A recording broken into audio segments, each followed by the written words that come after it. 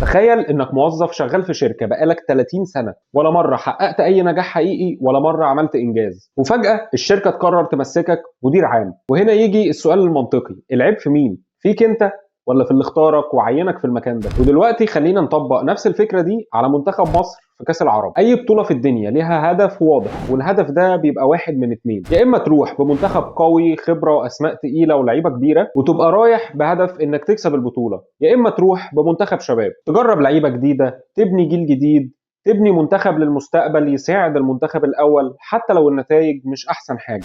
طب احنا بقى عملنا ايه؟ احنا رحنا كاس العرب باكبر معدل اعمار للعيبه في البطوله كلها. احنا كان اصغر لاعب عندنا عنده 24 سنه. حتى الكابتن حلمي طولان هو اكبر واحد في المدربين من حيث السن. طيب يعني كده اتفقنا ان ده ولا منتخب شباب ولا منتخب تجارب جديده، ولا احنا رايحين نبني جيل جديد، والمفروض بقى كده اننا رايحين نكسب البطوله. طيب لو ده الهدف، فين ادوات النجاح؟ المدير الفني الكابتن حلمي طولان راجل ابتدى يشتغل كمدير فني من التسعينات، يعني حوالي 30 سنه خبره كمدير فني، وحصلته خلال ال 30 سنه دي كمدير فني بطوله واحده بس، كاس مصر مع الزمالك. معهوش رخصه تدريب من الويفا في الوقت اللي فيه مدرب الاردن ومدرب المغرب معاهم اعلى الرخص التدريبيه من الويفا، معاهم اجهزه فنيه متكامله، معاهم تكنولوجيا، معاهم محللين اداء. كمان الجهاز الفني للمنتخب الثاني لمصر عنده مشاكل كبيره جدا مع الجهاز الفني للمنتخب الاول بقياده حسام وابراهيم حسن. يعني اصلا من قبل ما البطوله تبدا انت داخل بصدام اداري ومشاكل داخليه وتوترات، وده لوحده كفيل يبوظ اي تجربه. في نقطه كمان مهمه جدا: لعيبه بيراميدز اللي اتمنعت من الانضمام للمنتخب الثاني مع حلمي طولان بحجه ان ماتشات الدوري المصري اهم. وهو من امتى كان ماتشات الدوري اهم من المنتخب؟ وامتى حطينا مصلحه الانديه اكبر من مصلحه منتخب مصر؟ كاس العرب بقت بطوله قويه، فرصه تنافس وفرصه اعداد. النتيجه بقى كانت ايه لكل ده؟ منتخب ناقص لعيبه كتير، امكانيات قليله جدا، مدير فني شغال باقل الامكانيات الممكنه. وطالما المنتخب مش اولويه يبقى طبيعي هو اللي هيشيل الشيله وهيدفع الثمن. خلينا اديلك مثال بسيط قوي في اختيارات الكابتن حلمي طولان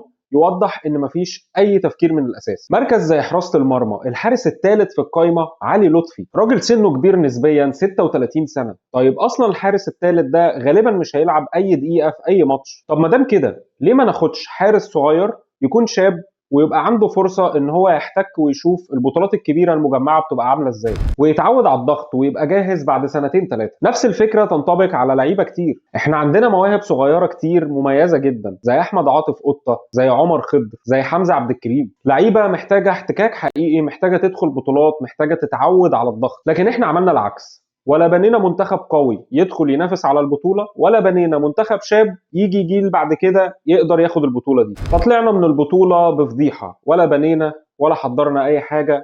وده مش مفاجاه، مفيش محلل اداء، مفيش رؤيه، ومفيش انسجام اداري، ومفيش تنسيق ما بين المنتخب الاول والمنتخب الثاني. منتخب معدل العمر بتاعه كبير في السن ومش رايح يبني. ده لو اتحاد الكوره قاصد انه يحط كل الاسباب اللي تخلي المنتخب يفشل مش هيظبطها بالشكل ده. وقبل ما نقفل لازم نقول الحقيقه: كواليتي اللعيب المصري في الفترات الاخيره قلت بشكل كبير جدا، مش بسبب ان اللاعب المصري مثلا موهبته قلت، لكن بسبب الاهمال الكبير جدا اللي بقى موجود في قطاعات الناشئين. مفيش شغل حقيقي، ومفيش تطوير، ومفيش تخطيط. المنهج الواضح هو السبب الرئيسي اللي يخلي المغرب توصل للمكانه اللي وصلت لها دلوقتي. اشتغلوا على الناشئين وابتدوا يبنوا جيل ورا جيل، واحنا بقى بنستغرب ليه الفروقات ما بيننا بتوسع جدا، وبنستغرب كمان ليه ما بقاش عندنا لعيبه فيرست كلاس زي زمان. والاجابه بسيطه جدا: الاساس لو ضعيف اي حاجه فوقيه هتقع. وطبعا قبل ما اقفل في تفصيله صغيره لكنها بتقول حاجات كتير قوي. نهائي كاس العرب اتحدد خلاص ما بين الاردن والمغرب، لكن التفصيله الصغيره ان الاثنين مدربينهم مغاربه، مدرب المغرب مغربي ومدرب الاردن كمان مغربي. وده مش صدفه ومش حظ، دي نتائج حصاد شغل كبير جدا لمدار سنين، في التعليم، في الرخص الدوليه، في الناشئين، في اللعيبه، في تكوين مدرب قوي قبل ما يتكون عندك لعيب قوي. المغرب سبقتنا بمسافات كبيره جدا، مش بس على مستوى اللعيبه، كمان على مستوى المدربين وعلى مستوى التخطيط. واحنا لسه واقفين مكاننا وعمالين نسال هم ليه فرقوا عننا كده، ومش عارفين نواجه نفسنا بالحقيقه.